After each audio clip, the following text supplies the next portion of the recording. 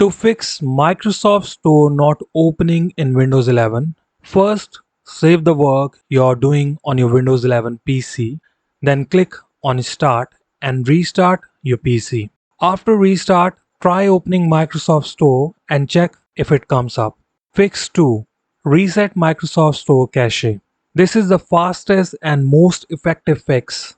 Right-click on Start, select Run, type wsreset.exe and press Enter.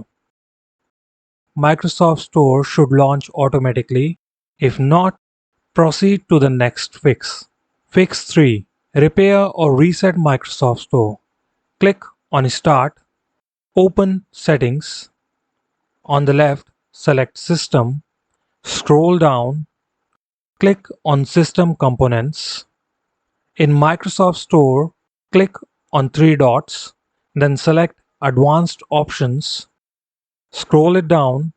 First, click on Terminate, then select Repair.